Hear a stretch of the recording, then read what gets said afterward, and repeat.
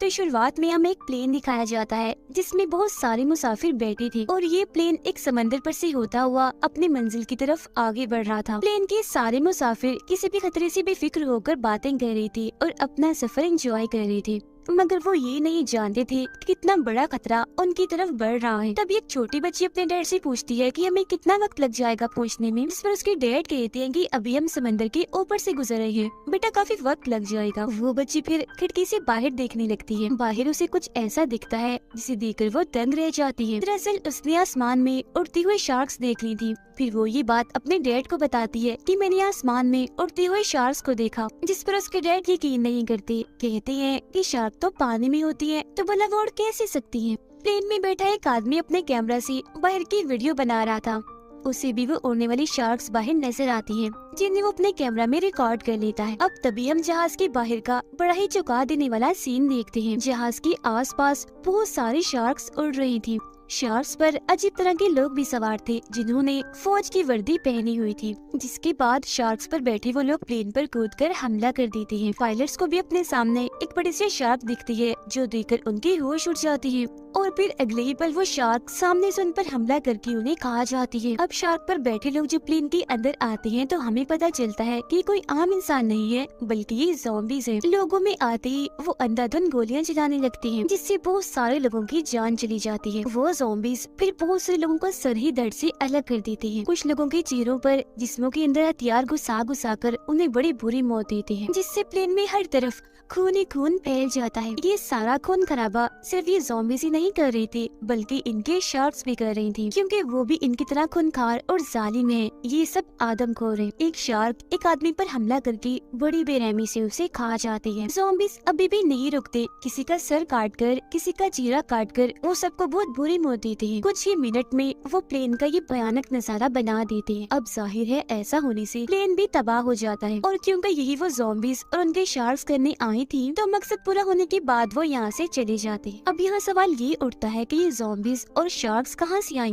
ये कौन है और लोगों पर इतनी बेरहमी से ये हमला क्यों कर रही है, इस बारे में हमें आगे पता चलेगा। अब इसके अगले सीन में हमें न्यूयॉर्क शहर दिखाया जाता है, जो हम एक प्राइवेट कंपनी को देखते हैं जो अमेरिकन आर्मी के लिए काम करती है। ये आर्मी को पूरे सिक्योरिटी, कमांडर्स और सिपाही देती है। अब हम इस कंपनी के मालिक को देखते हैं जिसका नाम रेक्टर है। वो एक प्रोफेसर भी है जो काफी बूढ़े लग रहे थे क्योंकि उनकी उम्र लगभग 105 साल थी। वो फिर एक अजीब सा इंजेक्शन जैसे खुद को लगाते हैं तो कंपनी का सिस्टम उनकी उम्र 105 साल की बजाय सिर्फ 75 साल बताता है, मतलब कि असली उम्र से बहुत ही कम। जाहिर है उम्र कम हो गई थी तो वो अब थोड़ा चलने फिरने के काबिल हो गई थी, जो वो 105 साल की उम्र में नहीं कर पा रहे थे। अब प्रोफेसर रेक्टर ठीक हो गई थी तो अपनी छोटी बेटी के साथ प्लेन पर होने वाले उस हमले की वीडियो देख रही थी, और ये वो वीडियो थी जो प्लेन के उस मुसाफिर ने अपने कैमरा में बनाई थी, जिसमें वो ये समझ पाती है कि कोई अजीब ताकत है जो दुनिया को अपने होने का एहसास करवाना चाहती है और ये बताना चाहती है कि हम वापस आ गए हैं दुनिया पर राज करने के लिए। इसके बाद सीन कट होकर आता है एक औरत पर जो और कोई नहीं बल्कि प्रोफेसर रेक्टर की बड़ी बेटी है, जिसका नाम डेबला है। असल में रेक्टर की कंपनी को इस बर्फीले इलाके में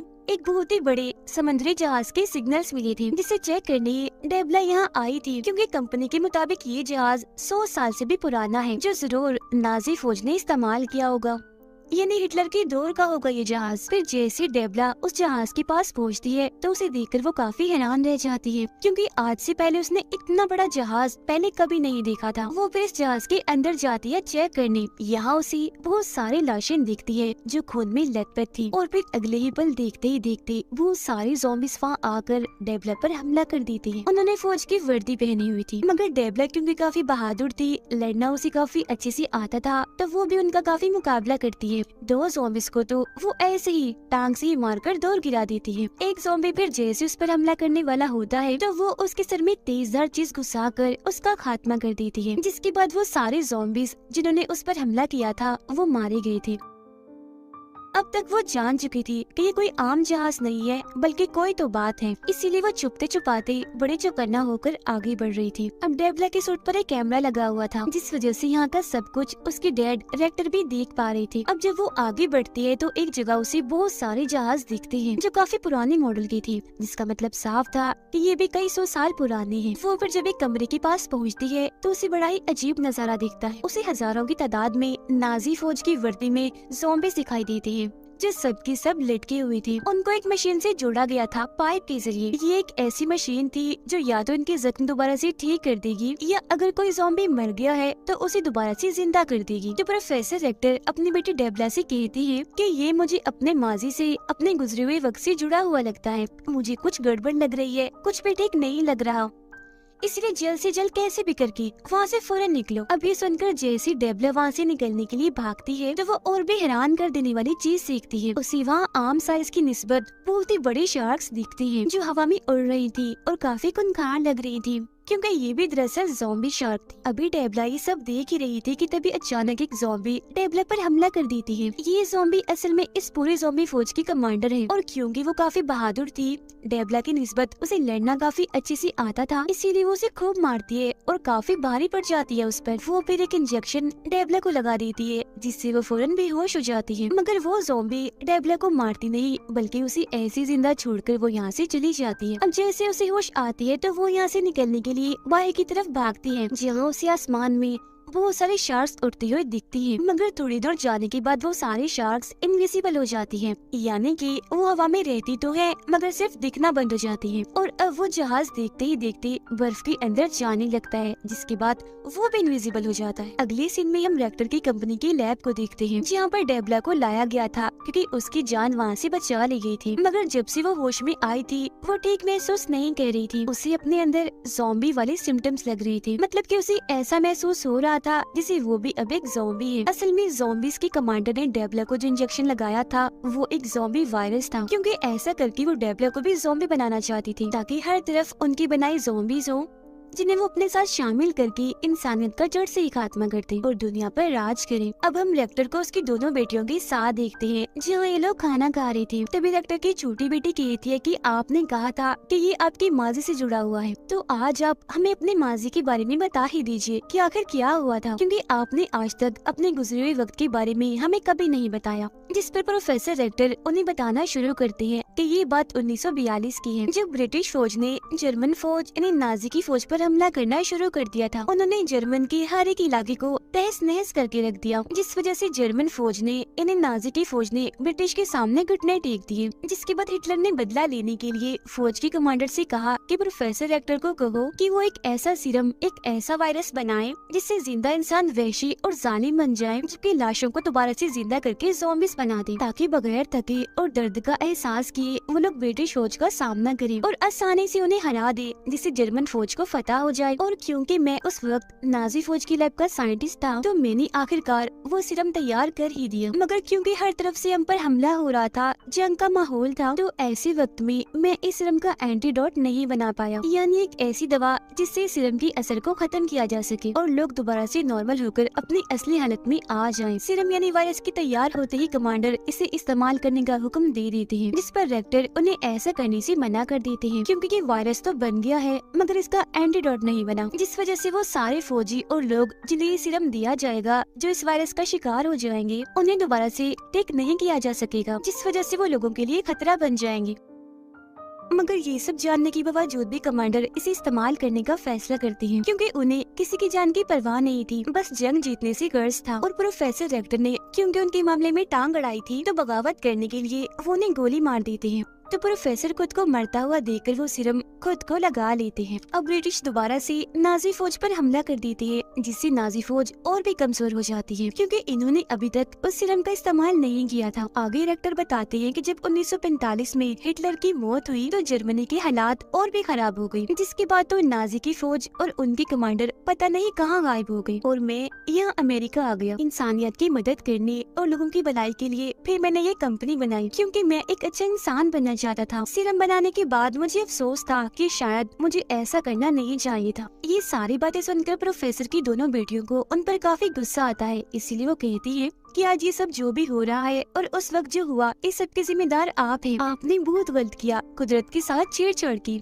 मतलब कि गॉड ने जैसा इंसानों को बनाया आपने उन्हें बदलना चाहा और मरने के बाद मुर्दा लोगों के साथ भी गलत किया, उन्हें ज़ॉम्बीज़ बनाकर। तो इसीलिए अब आप ही सबका कोई हल निकाल सकते हैं। इसके बाद हम देखते हैं नाजी फौज को जो ज़ॉम्बीज़ बन गई है और उन्होंने न्यूयॉर्क पर भी हमला कर दिया है, जिससे यहाँ पर ये बात साफ हो जाती है कि जो ज़ॉम्बी फौज और शार्क्स यहाँ पर आए हैं वो दरअसल नाजी फौज है हिटलर की, क्योंकि 1945 में गायब वो इसलिए हुए थे क्योंकि उन्होंने ये वायरस इस्तेमाल कर लिया था। है न्यूयॉर्क शहर में होने वाली ये सारी तबाही खबरों में दिखाई जा रही थी और इस अचानक हमले की वजह से बहुत सारे लोग मारे जाते हैं। अब यहाँ के अलावा ज़ोंबी नाजी फौज और भी कई सारे मुल्कों पर हमला कर देती है, जिनमें लंदन, जापान, कनाडा और चाइना शामिल थे। साथ ही शार्क्स आसमान में उड़ने वाले सभी प्लेन्स को तबाह कर रही थी, जैसा कि उन्होंने शुरुआत में किया था। ऐसा होने से सारी फ्लाइट्स बंद कर दी जाती है, मतलब कि हवाई सफर रोक दिया जाता है, क्योंकि एक एक करके बहुत सारे प्लेन्स तबाह हो गई थी। इन सारे हालात को देखते हुए डायरेक्टर अमेरिका के जनरल से वीडियो कॉल पर मीटिंग करते हैं, मगर बाद में इस मीटिंग में और भी बहुत सारे लोग शामिल हो जाते हैं, जिनमें प्रेसिडेंट, ऑफिसर, शार्क्स की डॉक्टर और कमांडर भी शामिल थे। अब इनमें से डॉक्टर बताती है कि शार्क्स हवा में इसलिए उड़ पा रही है क्योंकि इन पर कोई एक्सपेरिमेंट, कोई तजुर्बा किया गया है, जिसमें इनके जिस्म की कुछ चीजों को बदलकर इन्हें इस काबिल बनाया है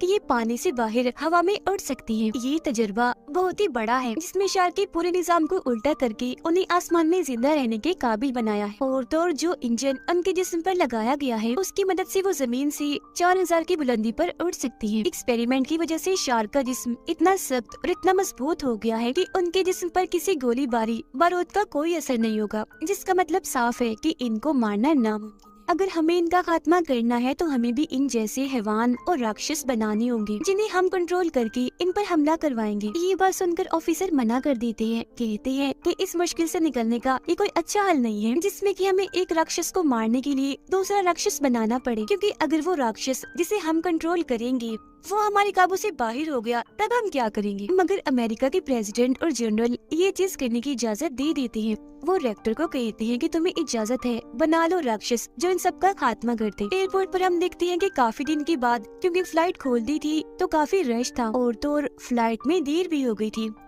जिस वजह से वहाँ बैठे मुसाफिरों को काफी गुस्सा आ रहा था। और फिर तभी एक औरत देखती है कि न्यूयॉर्क जाने वाली फ्लाइट बिल्कुल तैयार है, जो देखकर वो सभी लोग बहुत खुश हो गई थी और न्यूयॉर्क जाने वाले सारे मुसाफिर प्लेन में जाकर बैठ जाते हैं, जिसके बाद ये प्लेन अपने मंजिल इन्हें न्यूयॉर्क जाने के लिए उड़ जाता है। उधर रेक्टर के कहने पर उसकी दोनों बेटियां और बहुत सारे कमांडर्स ज़ॉम्बीज़ का खात्मा करने के लिए उस न्यूयॉर्क जाने वाले प्लेन का पीछा करने लगते हैं, क्योंकि वो जानते थे कि नाजी ज़ॉम्बी इस प्लेन पर भी जरूर हमला करेंगे, जिसका मतलब साफ था कि अमेरिका की गवर्नमेंट ने इस प्लेन को चारे के तौर पर हवा में उड़ाया है। और फिर नाजी ज़ॉम्बी सच में उस प्लेन पर हमला करने के लिए उसकी तरफ बढ़ते हैं। प्लेन में बैठी सारे मुसाफिर किसी भी खतरे से बेखबर होकर बैठी थी और फिर तभी लोगों को बाहर आसमान में ज़ॉम्बीज़ और शार्क्स दिखाई देने लगती हैं, जो देखते ही प्लेन में अफरा तफरी मच जाती है। लोग काफी डर गए थे। इसी के साथ वो ज़ॉम्बीज़ और शार्क्स भी प्लेन पर हमला कर देते हैं और हर बार की तरह इस बार भी वो अंधाधुंध गोलियां चलाकर पहले वैसे लोगों को मारते हैं और बाद में किसी की आंख फोड़कर, किसी का पेट फाड़कर बड़ी बेरहमी से वो लोगों को मारने लगते हैं। बहुत सारे मुसाफिरों का तो वो सर ही धड़ से अलग कर देते हैं, जिसके बाद प्लेन में आग लग गई थी। देखते ही देखते वो पूरा तबाह हो गया था। कुछ लोग जो बच गए थे वो प्लेन से बाहर गिर रहे थे, कुछ बेचारे ऐसे थे जो ज़ॉम्बीज़ का शिकार हो रहे थे और अब प्लेन पूरा तबाह होकर टूटकर नीचे जमीन की तरफ गिरने लगता है। दूसरे प्लेन में कमांडर रेक्टर की बेटी को एक बॉक्स देता है, कहता है कि इसमें वायरस का एंटीडोट है, इसे भी रेक्टर ने ही बनाया है, क्योंकि उन्हें लग रहा था कि हो सकता है डेबला भी ज़ॉम्बी बन जाए और अपने काबू से बाहर हो जाए, तो ये उसे लगा देना। जिसके बाद उसकी बेटी अपने डैड रेक्टर से बात करती है, कहती है कि अगर आपने ये एंटीडोट पहले बनाया होता तो शायद आज सब कुछ ठीक होता, दुनिया इतने बड़े खतरे में ना पड़ी होती। और आज आप लोगों ने क्या किया, मासूम लोगों को ज़ॉम्बीज़ का चारा बनाकर बहुत गलत किया। जिस पर रेक्टर कहते हैं कि हाँ, मैं मानता हूँ कि हमने फैसला बहुत बुरा किया है, मगर ऐसा करना हमारी मजबूरी थी। इसके बगैर हम ज़ॉम्बीज़ तक कभी नहीं पहुँच सकते थे और अब जो मैं करने जा रहा हूँ मैंने वो कभी करने का सोचा भी नहीं था, क्योंकि इसके बगैर उन सब का मुकाबला करना मुश्किल है।